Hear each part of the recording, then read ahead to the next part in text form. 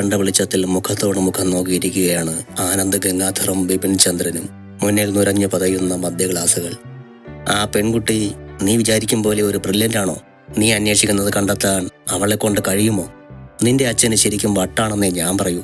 അല്ലെങ്കിൽ ആരെങ്കിലും ഇങ്ങനെ ഒരു ഗെയിം മുന്നോട്ട് വയ്ക്കുമോ? വിപിന്റെ വാക്കുകൾ കേൾക്കുന്തോറും ആനന്ദിന്റെ കഴുത്തിലെ ഞരമ്പുകൾ ദേഷ്യം കൊണ്ട് വലിഞ്ഞു മുറുകി. ഒറ്റവെട്ടിന് അരിഞ്ഞു തള്ളണമെന്ന് കരുതിയതാ ഞാനയാളെ. പിന്നെ അങ്ങ് ക്ഷമിച്ചു. നീ സാഹസമൊന്നും കാണിക്കണ്ട. 1 വർഷം നമുക്ക് മുന്നിലുണ്ടല്ലോ. അതിനുള്ളിൽ എല്ലാം നമുക്ക് ശരിയാക്കിയെടുക്കാം. നീ എന്തറിഞ്ഞിട്ടാ വിപിൻ ഈ പറയുന്നത്? എൻ്റെ 1 മാസത്തെ ശമ്പളം എനിക്ക് 10 ദിവസത്തേക്ക് പോലും തികയില്ല. കോടാനുകോടി രൂപയുടെ ആസ്തിയുണ്ട് തന്തയ്ക്ക്. അയാൾ ഉണ്ടാക്കിയത് ഞാനല്ലാതെ പിന്നെ ആരാ അനുഭവിക്കാനുള്ളത്? അവിടെയാണ് അയാൾ മഴ കൊണ്ട് വെട്ടിയത്. കോടികളെടുത്ത് അമ്മാനമാടിയിരുന്ന എനിക്ക് 1 മാസത്തേക്കുള്ള വിഹിതം വെറും 10,000 മുഴുവ. ദേഷ്യം കൊണ്ട് അയാൾ നീട്ടിത്തുപ്പി. ആനന്ദ് ഗംഗാധരന്റെ അച്ഛൻ ഗംഗാധരൻ പോറ്റി കുടുംബസ്വത്തായി കിട്ടിയ ഒരു ടെക്സ്റ്റൈൽസിൽ നിന്നും ഉയർന്നു വന്ന് വലിയൊരു ബിസിനസ് സാമ്രാജ്യം കെട്ടി ഉയർത്തിയ ആളാണ്. സഹധർമ്മിണി സത്യഭാമയായിരുന്നു അയാളുടെ വിജയത്തിന്റെ നെടുംതൂണ്. ഒരേയൊരു മകനായ ആനന്ദ് ഗംഗാധർ അയാളുടെ പാതയിലേക്ക് വന്നില്ലെന്ന് മാത്രമല്ല, അയാളുണ്ടാക്കിയ സ്വത്തുക്കൾ മുഴുവൻ ദൂർത്തടിക്കാനും തുടങ്ങി. ഒടുവിൽ പറമ്പുകളും കെട്ടിടങ്ങളും നിലനിർത്തിക്കൊണ്ട് ബിസിനസ് സാമ്രാജ്യങ്ങളെല്ലാം കോടികൾ വിലയിട്ട് ഗംഗാധരൻ പോറ്റി മറ്റൊരാൾക്ക് വിറ്റു. ശിഷ്ടകാലം സമാധാനപരമായ വാർദ്ധക്യകാലം ആഗ്രഹിച്ച ആ ദമ്പതികൾക്ക് തോരാത്ത കണ്ണീരാണ് ആ മകൻ സമ്മാനിച്ചത്. പഠനത്തിൽ മിടുക്കനായ ആനന്ദ് ഗവൺമെന്റ് കോളേജ് അധ്യാപകനായെങ്കിലും കിട്ടുന്ന ശമ്പളം അയാൾക്ക് ഒന്നിനും തികയുന്നുണ്ടായിരുന്നില്ല. ലക്ഷങ്ങൾ വിലമതിക്കുന്ന വിദേശ മദ്യം മാത്രമേ അയാളുടെ തലയ്ക്ക് പിടിക്കുമായിരുന്നുള്ളൂ. മദ്യത്തിനൊപ്പം മദിരാക്ഷിയും അയാൾക്ക് പ്രിയപ്പെട്ടത് തന്നെ. ഇഷ്ടപ്പെട്ട പെണ്ണിനു വേണ്ടി കോടികൾ ഇറക്കാൻ പോലും ആനന്ദ് ഗംഗാധരന് മടിയില്ല. നന്മ ചെയ്ത് മാത്രം സമ്പാദിച്ച പണം തിന്മയിലൂടെ ഒഴുകിപ്പോകുന്നത് കണ്ട് ആ വൃദ്ധ ദമ്പതികളുടെ മനം വല്ലാതെ തപിച്ചു. ഒടുവിൽ ഗംഗാധരൻ പോറ്റി ഒരു കടുത്ത തീരുമാനത്തിലെത്തി. 3 വർഷം അയാൾ മകന്റെ മുന്നിലേക്ക് വെച്ചു കൊടുത്തിരിക്കുകയാണ്. ആ 3 വർഷത്തിനുള്ളിൽ അയാൾ ഒരു വിവാഹം കഴിക്കുകയും അതിലൊരു കുഞ്ഞ് ജനിക്കുകയും വേണം. അങ്ങനെ ഉണ്ടായാൽ ഇപ്പോഴുള്ള സ്വത്തിന്റെ 50% 18 വയസ്സിന് ശേഷം ആ കുഞ്ഞിന്റെ പേരിൽ വന്നു ചേരും. ബാക്കി വരുന്ന 50%-ൽ 25% അവകാശം ഗംഗാധരൻ പോറ്റിക്കും ഭാര്യ സത്യഭാമയ്ക്കുമുള്ളതാണ്. പിന്നെയുള്ള 25% ആനന്ദ് ഗംഗാധരന് ഉള്ളതാണെങ്കിലും കുഞ്ഞ് ജനിക്കുന്നതുവരെ അതിൽ നിന്നും മാസം 10,000 രൂപ മാത്രമേ ലഭിക്കുകയുള്ളൂ. ഈ കാലയളവിനുള്ളിൽ ഒരു കുഞ്ഞ് ജനിച്ചാൽ മുഴുവൻ സ്വത്തിന്റെയും നടത്തിപ്പ് അവകാശം ആനന്ദ് ഗംഗാധരന് തിരിച്ചു കിട്ടും. കുഞ്ഞിന് 18 വയസ്സാകുന്നതുവരെ കെട്ടിടങ്ങളോ പ്ലോട്ടുകളോ കൈമാറ്റം ചെയ്യാൻ പാടില്ല എന്ന വ്യവസ്ഥയോടെയായിരിക്കും ഈ നടത്തിപ്പ് അവകാശം അയാളിലേക്ക് വന്നു ചേരുന്നത്. ഇനി അഥവാ ഈ 3 വർഷത്തിനുള്ളിൽ വിവാഹം കഴിക്കുകയോ കുഞ്ഞ് ജനിക്കുകയോ ചെയ്തില്ല എങ്കിൽ ആനന്ദ് ഗംഗാധരന്റെ അവകാശമായ 25% ഒഴിച്ച് ബാക്കി 75% ഗംഗാധരൻ പോറ്റി മെമ്പറായിട്ടുള്ള ഒരു ട്രസ്റ്റിന്റെ കീഴിലോട്ട് പോകും. ബാക്കിയുള്ള 25% മാത്രമേ ആനന്ദ് ഗംഗാധരന് ലഭിക്കുകയുള്ളൂ. ഇങ്ങനെയൊരു വിൽപത്രം അഡ്വക്കേറ്റ് വായിച്ചതും കൂടം കൊണ്ടുള്ള അടിയേറ്റതുപോലെയായി ആനന്ദ്. അന്നു മുതൽ കല്യാണം കഴിക്കാൻ പരക്കം പായുന്നതാണ് അയാൾ. നാട് മുഴുവൻ അയാളെക്കുറിച്ചുള്ള കിംവദന്തികൾ പരന്നിട്ടുള്ളതിനാൽ വെറുതെയെങ്കിലും തങ്ങളുടെ മകളെ അയാൾക്ക് നൽകാൻ ഒരു മാതാപിതാക്കളും തയ്യാറായില്ല. സ്വത്തും പദവിയും കണ്ടിട്ട് പോലും ഒരു പെൺകുട്ടികളും അയാളുടെ ഭാര്യയാവാൻ സമ്മതിച്ചതുമില്ല. വർഷം 2 കടന്നുപോയത് അയാൾ അറിഞ്ഞില്ലെന്ന് പറയുന്നതാവും ശരി. ഒരു പെണ്ണിനു വേണ്ടിയുള്ള പരക്കം പാച്ചിലിൽ ദിനരാത്രങ്ങൾ ഒഴുകി നീങ്ങുന്നത് അയാൾ അറിഞ്ഞില്ല. ഇനി 1 വർഷമേ തന്റെ മുന്നിലുള്ളൂ എന്ന അറിവിൽ അയാൾ ചിന്താകുലനായി. അപ്പോഴാണ് അയാളുടെ മനസ്സിലേക്ക് ഒരു ചിന്ത പൊടി നീക്കി കടന്നു വന്നത്. ആ ചിന്തയിൽ അയാൾക്ക് നഷ്ടപ്പെട്ട ഊർജം തിരികെ കിട്ടി. അല്പസമയത്തിനകം തന്നെ ആനന്ദ് നല്ല മൂഡിലായി. ബില്ല് പേ ചെയ്തതിനു ശേഷം ബിപിൻ വളരെ ബുദ്ധിമുട്ടിയാണ് അയാളെ തറവാട്ട് വീട്ടിൽ എത്തിച്ചത്. ഇതൊരു സ്ഥിരം കാഴ്ചയായതിനാൽ തറവാട്ടിനുള്ളിൽ നിന്നും ആരും അയാളെ എതിരേൽക്കാൻ വരാറില്ല. കൊണ്ടുവന്ന അയാൾ ആരായാലും നേരെ ആനന്ദിന്റെ റൂമിൽ കൊണ്ടുപോയി കിടത്തും. അതിനുശേഷം പടിയിറങ്ങിപ്പോകും. അതാണ് പതിവ്. ഗംഗാധരൻ പോറ്റിയും സത്യഭാമയും മകനോട് സംസാരിച്ചിട്ട് കാലങ്ങൾ തന്നെയായി. അങ്ങനെയൊരു വ്യക്തി ഈ വീട്ടിനുള്ളിൽ ഉണ്ടെന്ന് തന്നെ അവരിപ്പോൾ ശ്രദ്ധിക്കാറില്ല.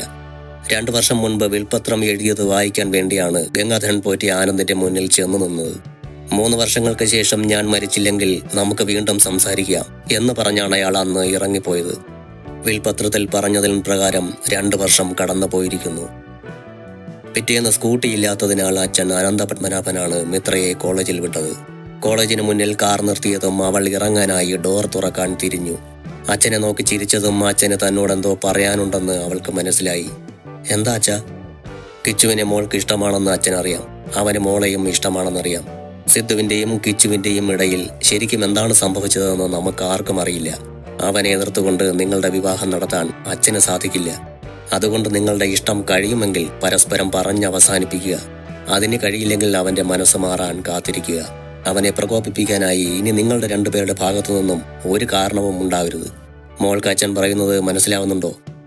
ആ ചോദ്യത്തിന് മറുപടിയായി അവൾ അയാൾക്ക് നേരെ നോക്കി പുഞ്ചിരിച്ചു. അച്ഛൻ വിഷമിക്കേണ്ട, ഞാൻ ഇന്നലെ കിച്ചുവിൻ്റെ അടുത്ത് എല്ലാം പറഞ്ഞിട്ടുണ്ട്. കിച്ചുവിനെ ഞാൻ പ്രണയിക്കരുത്, വിവാഹം കഴിക്കരുത്, അത് മാത്രമേ ഏട്ടനുള്ളൂ. ഞാൻ ഏട്ടന് വാക്ക് കൊടുത്തിട്ടുണ്ട്, കിച്ചു എൻ്റെ ഫ്രണ്ട് മാത്രമായിരിക്കുമെന്ന്. അത് പറയുമ്പോൾ അവളുടെ കണ്ണുകളിലെ ആഴങ്ങളിലേക്കായിരുന്നു അയാൾ നോക്കിയത്. അവിടെ സങ്കടത്തിന്റെ കടൽത്തിര ആഞ്ഞടിക്കുന്നത് അയാൾ അറിയുന്നുണ്ടായിരുന്നു. മിത്ര യാത്ര പറഞ്ഞു പോയിട്ടും അവളുടെ കാലടികളെ പിന്തുടർന്നുകൊണ്ട് അയാൾ അതേ ഇരിപ്പിരുന്നു. അയാളുടെ ഏറ്റവും അടുത്ത കൂട്ടുകാരനാണ് കൃഷ്ണമൂർത്തി. സ്കൂളിലും കോളേജിലും അവർ ഒരുമിച്ചായിരുന്നു. പൂജപ്പുര സെൻട്രൽ ജയിലിൽ കൃഷ്ണമൂർത്തി ജോലി ചെയ്തിരുന്ന കാലത്താണ് റെയിൽവേ ഉദ്യോഗസ്ഥനായ അനന്തപത്മനാഭന് അവിടേക്ക് സ്ഥലമാറ്റം കിട്ടുന്നത്. യാദൃച്ഛികമായി വീണ്ടും കണ്ടുമുട്ടിയ കൂട്ടുകാർ തങ്ങളുടെ സൗഹൃദം വീണ്ടും പുതുക്കുകയായിരുന്നു. ആ സൗഹൃദം ഭാര്യമാരും പിന്നീട് അവരുടെ മക്കളും ഏറ്റെടുത്തതോടെ ഉറപ്പുള്ള സൗഹൃദമായി അത് മാറി. അന്ന് സിദ്ധാർത്ഥിനും കിഷോറിനും 2 വയസ്സായിരുന്നു പ്രായം. മിത്ര ജനിച്ചിട്ടില്ല. ഒരുമിച്ച് കളിച്ചു വളർന്ന അവരെ 3 വയസ്സിൽ അടുത്തുള്ള ഇംഗ്ലീഷ് മീഡിയം സ്കൂളിൽ ചേർത്തു. KG ഫസ്റ്റും സെക്കൻഡും കഴിഞ്ഞ് 1ലേക്കായപ്പോഴാണ് അനന്തപത്മനാഭന് വീണ്ടും സ്ഥലമാറ്റം വന്നത്. ഇത്തവണ അത് കണ്ണൂരിലേക്കായിരുന്നു. തങ്ങൾ ഇവിടെ നിന്നും യാത്ര തിരിക്കുകയാണ് എന്നറിഞ്ഞതും സിദ്ധാർത്ഥൻ കിഷോറിനെ കെട്ടിപ്പിടിച്ച് കരഞ്ഞു. മക്കളുടെ സങ്കടം കണ്ടു നിൽക്കാൻ ആ അച്ഛനമ്മമാർക്ക് കഴിയുമായിരുന്നില്ല. കിച്ചുവിനെ വിട്ടുതാൻ വരില്ലെന്ന് സിദ്ധാർത്ഥ് ശാഠ്യം പിടിച്ചതോടെ അതിനൊരു പോംവഴി എന്നോണം അവനെ ഞങ്ങൾ നോക്കിക്കോളാം എന്ന് കൃഷ്ണമൂർത്തിയും ഭാര്യ അനുപമയും പറഞ്ഞു. മകന്റെ സങ്കടത്തിന് മുൻപിൽ അതനുസരിക്കാതെ വേറെ നിവൃത്തിയില്ലായിരുന്നു അനന്തപത്മനാഭന്. അങ്ങനെ സിദ്ധാർത്ഥനെ കൃഷ്ണമൂർത്തിയുടെ വീട്ടിലാക്കി അനന്തപത്മനാഭൻ മീനുവിനെയും കൂട്ടി കണ്ണൂരിലേക്ക് യാത്ര തിരിച്ചു. പിന്നീടുള്ള അവധികളിലാണ് അവർ സിദ്ധാർത്ഥിന്റെ അടുക്കലേക്ക് ചെല്ലുന്നത്. സ്കൂൾ അവധിയാകുമ്പോൾ സിദ്ധാർത്ഥും കിഷോറും കൂടി കണ്ണൂരിലേക്ക് പോരും. കണ്ണൂരിലെ ജീവിതത്തിനിടയിലാണ് മിത്ര അവരുടെ ജീവിതത്തിലേക്ക് കടന്നു വരുന്നത്. മിത്രയുടെ 10ാം ക്ലാസ് കഴിഞ്ഞ സമയത്താണ് അനന്തപത്മനാഭൻ റിട്ടയർഡ് ആകുന്നത്. അങ്ങനെയാണ് അവർ സ്വന്തം നാടായ തൃശ്ശൂരിലേക്ക് എത്തുന്നത്. +1 കാലം അവൾ തൃശ്ശൂരിലെ സെന്റ് തോമസ് ഹയർ സെക്കൻഡറി സ്കൂളിലായിരുന്നു. ഇതേ സമയത്ത് തന്നെയാണ് കൃഷ്ണമൂർത്തിയും റിട്ടയർഡ് ആവുന്നത്. അതോടെ അവരും നാട്ടിലേക്ക് തിരിച്ചു. കൂടെ സിദ്ധാർത്ഥും കിഷോറും. അവരുടെ കോളേജ് കാലം പിന്നീട് തൃശ്ശൂരിൽ തന്നെയായിരുന്നു. ഒരു പോലീസ് ഓഫീസർ ആവുക എന്നത് കിഷോറിന്റെ ചെറുപ്പം മുതലേ ഉള്ള ലക്ഷ്യം തന്നെയായിരുന്നു. എന്നാൽ സിദ്ധാർത്ഥിന് ബിസിനസ്സിനോടായിരുന്നു താല്പര്യം. കോളേജിൽ പഠിക്കുമ്പോഴാണ് സിദ്ധാർത്ഥും കിഷോറും തമ്മിൽ തെറ്റുന്നത്. പരസ്പരം മിണ്ടില്ല. നേരിട്ട് കണ്ടാൽ പോരുകോഴിയെപ്പോലെ അർത്ഥം വച്ച് സംസാരിക്കുക. അവരുടെ അകൽച്ച എല്ലാവരിലും വിഷമമുണ്ടാക്കിയ ഒരു കാര്യമായിരുന്നു. അവരുടെ വഴക്ക് തീർക്കാൻ അച്ഛനമ്മമാർ മുൻകൈയെടുത്തെങ്കിലും അവർ രണ്ടുപേരും അതിന് തയ്യാറായില്ല. മിത്രയും കിഷോറും കല്യാണം കഴിക്കണമെന്നത് ഇരു വീട്ടുകാരുടെയും ആഗ്രഹമാണ്. കിഷോറിനേക്കാൾ നല്ലൊരു പയ്യനെ തന്റെ മകൾക്ക് ഈ ജന്മം കിട്ടില്ലെന്ന് അനന്തപത്മനാഭനും മീനുവിനും നന്നായിട്ട് അറിയാമായിരുന്നു. എന്നാൽ സിദ്ധാർത്ഥിന് താല്പര്യമില്ലാത്ത ഒരു കാര്യം ചെയ്യാൻ അനന്തപത്മനാഭനോ മീനുവിനോ സാധിക്കില്ലായിരുന്നു.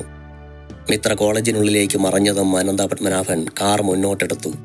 അവരുടെ പ്രണയം സത്യമാണെങ്കിൽ വർഷങ്ങൾ എത്രയെടുത്താലും അവർ ഒരുമിക്കുക തന്നെ ചെയ്യുമെന്ന് അയാൾ വെറുതെ മനസ്സിൽ കണക്കുകൂട്ടി.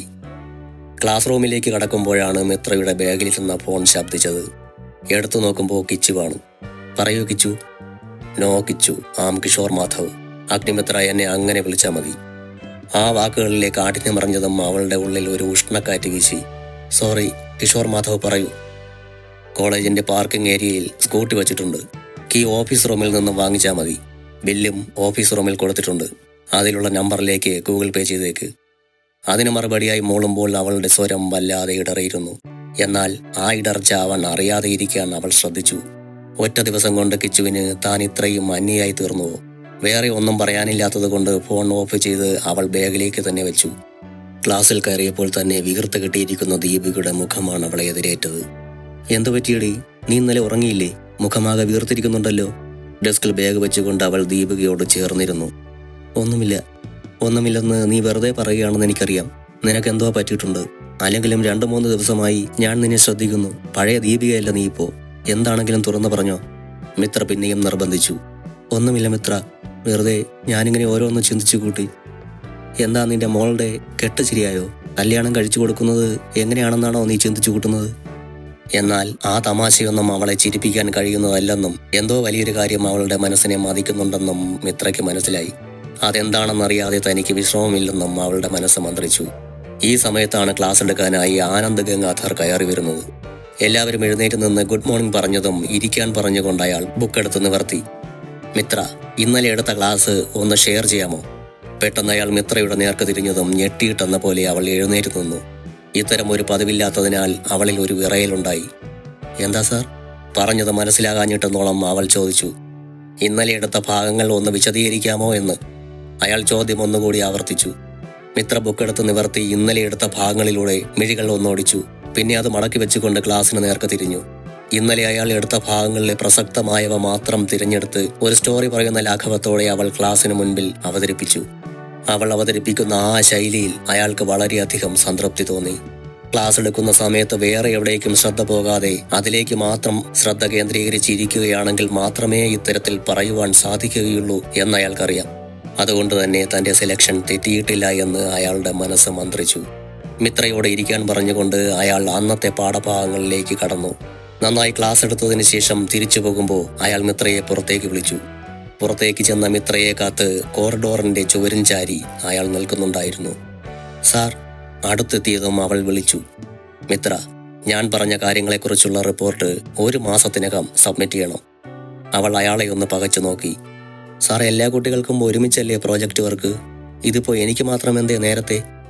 അവളുടെ ചോദ്യം ന്യായമാണെന്നറിയാമെങ്കിലും തനിക്കിവിടെ ഇളവ് കൊടുക്കാൻ കഴിയില്ലെന്ന് അയാൾക്കറിയാം. പറയുന്നത് അനുസരിക്കുക.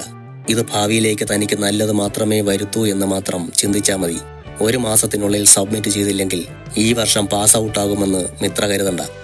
ഒരു ഭീഷണിയുടെ സ്വരത്തിൽ അത്രയും പറഞ്ഞുകൊണ്ട് അയാൾ നടന്നു നീങ്ങി. ഉള്ളിലെ ദേഷ്യം കടിച്ചമർത്തിക്കൊണ്ടവൾ അയാൾ പോയ വഴിയെ നോക്കി നിന്നു.